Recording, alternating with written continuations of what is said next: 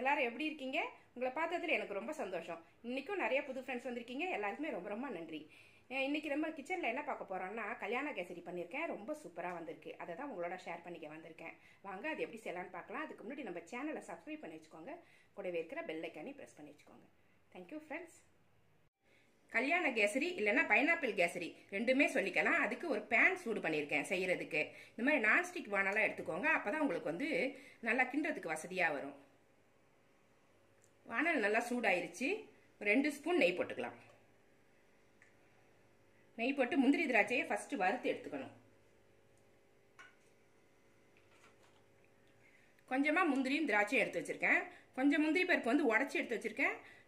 இந்த கொஞ்சம் முந்திரி பருப்பு வந்து இந்த மாதிரி நீள நீளமா எடுத்து வச்சிருக்கேன். இது வந்து மேல அலங்காரம் பண்ணுறதுக்கு வச்சுக்கலாம். இதை போட்டு கிளறும் போது இதை ரெண்டுத்தையும் போட்டு கிளறிக்கலாம். இது எல்லாமே இப்போ ஒன்னாவே ஃப்ரை பண்ணிடுவோம். மீடியம் ஃப்ளேம்ல வச்சு இதை வறுத்து எடுத்துக்கணும்.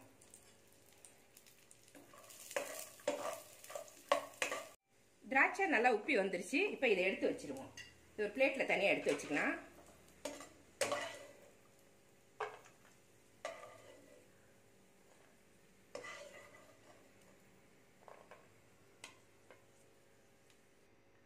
அதே வானல்ல 1 கப் ரவா எடுத்திருக்கேன். 1 கப் ரவானா இது ஒரு 1/4 கிலோ ரவா இருக்கும். 1/4 கிலோ ரவாவுக்கு 1/4 கிலோ ஜீனி அப்படி சமமா போட்டுக்கணும். நம்ம எந்த கப்பால ரவா எடுக்கிறோமோ அதே கப்ல ஜீனி எடுத்துக்கணும். அதே அளவுக்கு இந்த ரவாவை போட்டு இந்த நெய்லியே வறுத்துருவோம். சிம்ல வச்சு வறுத்துக்கோங்க, இல்லைன்னா கலர் மாறிடும் டக்குன்னு.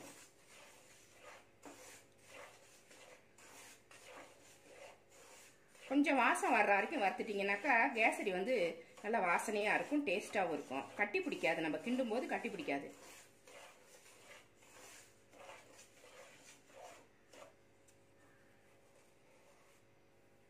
ரவா லேசா வறுபட்டுருச்சு. இப்ப இதை எடுத்து வேற பாத்திரத்துல கொட்டி வச்சுக்கலாம். 1 கப் ரவாவுக்கு 3 கப் தண்ணி ஊற்றணும். நான் 3 கப் தண்ணி அளந்து வச்சிருக்கேன். இதை வந்து இந்த வானல்லே ஊற்றிடுங்க.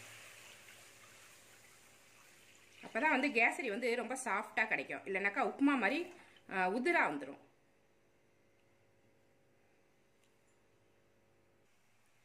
தண்ணி நல்லா கொதிச்சிருச்சு. இப்ப கலர் பவுடர் எடுத்திருக்கேன். லெமன் கலர் பவுடர் எடுத்து வச்சிருக்கேன். நல்லா எல்லோ கலரா இருக்கும். பைனாப்பிள் கேசரி பண்ண போறோம் இல்லைங்களா, பைனாப்பிள் எசன்ஸ் ஊத்த போறேன். அதுக்கு வந்து இந்த எல்லோ கலர் தான் மேட்சா இருக்கும். இதுல இந்த தண்ணியிலேயே கொஞ்சமா கலர் போட்டுடலாம். அது நம்மளுக்கு ஈஸியா கரையும். தண்ணியில கரைஞ்சிடும், ரவா கூட டக்குன்னு சேர்ந்துடும். லைட்டா போட்டுக்கலாம்.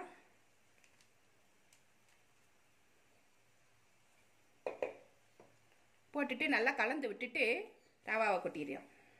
ரவாவை கொஞ்சம் கொஞ்சமா கொட்டி கட்டி இல்லாம கிளறிக்கணும். கட்டி அப்படி இருந்துச்சுனாக்கா ஒரு மத்து வச்சு மசிச்சு விட்டுருங்க, கட்டி எல்லாம் போயிடும்.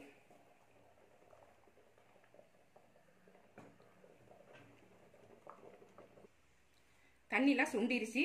ரவா வந்து நல்லா வெந்துருச்சு. ரவா வெந்ததுக்கு அப்புறம் தான் நம்ம வந்து ஜீனியை போடணும். அதுக்கு முன்னாடியே சர்க்கரையை போட்டீங்கன்னா ரவா வேகாது, அப்படியே முழுசு முழுசா இருக்கிற மாதிரி இருக்கும். இப்போ நல்லா வெந்துருச்சு. இப்போ 1 கப் ஜீனி, 1 கப் ரவாவுக்கு 1 கப் ஜீனி எடுத்து வச்சிருக்கேன். இதை இது கூட கலந்துடலாம். இது சேர்த்து நல்லா கிளறி விட்டுருணும். மீடியம்ல வச்சு கிளறிக்கணும்.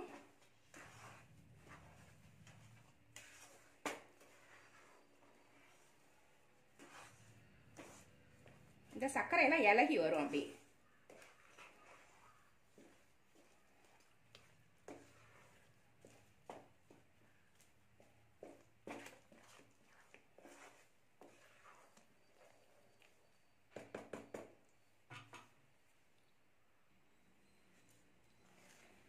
நல்லா கெட்டி ஆயிடுச்சு. இந்த சமயத்துல கொஞ்சமா பைனாப்பிள் எசன்ஸ் எடுத்திருக்கேன். இதுல ஒரு மூடி ஊத்திக்கிறேன். பைனாப்பிள் கேசரி சாப்பிட்ட மாதிரி நல்லா டேஸ்டா இருக்கும். இதுதான் கல்யாணத்துக்குலாம் ஊத்துவாங்க.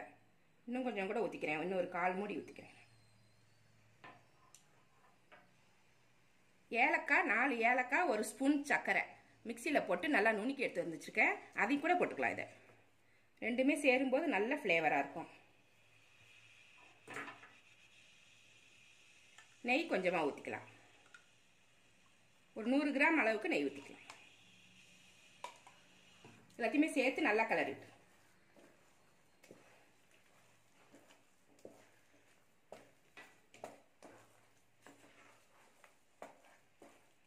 எல்லா நெய்யும் எல்லா பக்கமும் கலக்கிற மாதிரி நல்லா கலந்து விட்டுக்குங்க. கட்டியா இருந்துச்சுன்னா ஒரு மத்து வச்சு மசிச்சு விட்டுருங்க, சரியா போயிடும்.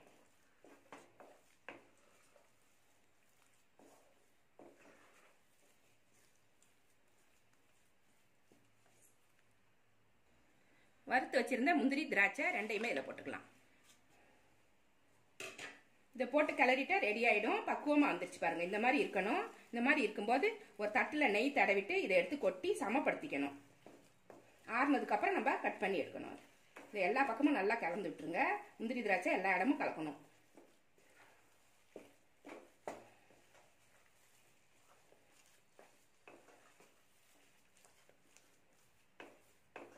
இன்னும் கொஞ்சம் கூட நெய் போட்டுக்கலாம்.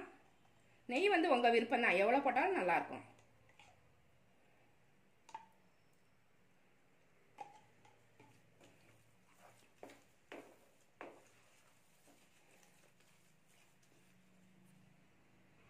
முந்திரி திராட்சைலாம் போட்டு கிளறி விட்டாச்சு. இது ரெடி ஆயிடுச்சு. இப்போ நம்ம ஸ்டவ் ஆஃப் பண்ணிவிட்டு தட்டில் நெய் தடவி வச்சுருக்கேன். ஒரு சில்வர் தட்டு எடுத்து நெய் தடவிக்கோங்க. நம்ம வந்து பேக்கிங் ட்ரேயில் போடலாம். அது ரொம்ப சின்ன சின்ன ட்ரேவாக இருக்குது என்கிட்ட, அதனால் நான் தட்டில் போட்டுக்கிறேன்.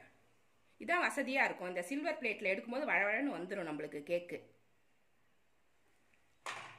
எல்லா கேசரியுமே இந்த தட்டில் கொட்டிடும்.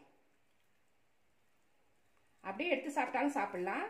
இப்படி கட் பண்ணி சாப்பிடும்போது ரொம்ப நல்லாயிருக்கும், பார்க்குறதுக்கும் நல்லாயிருக்கும். இது எல்லாத்தையுமே சமப்படுத்தி விட்டு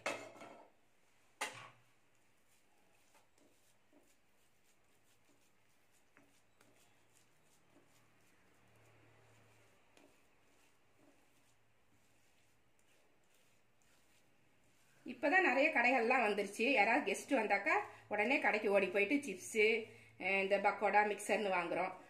நாங்கள்லாம் வந்து இதான் கேசரி தான் கிண்டுவோம். டக்கு டக்குன்னு கேசரியை கிண்டி இந்த மாதிரி போட்டு கட் பண்ணிவிட்டு ஆளுக்கு 2 பீஸ் கேசரி பஜ்ஜி வச்சு கொடுத்துருவோம்.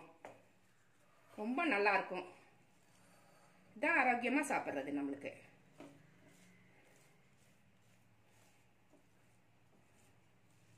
ரெடி ஆயிடுச்சு. இது ஆறட்டும், நம்ம கேக் போட்டு எடுத்துக்கலாம்.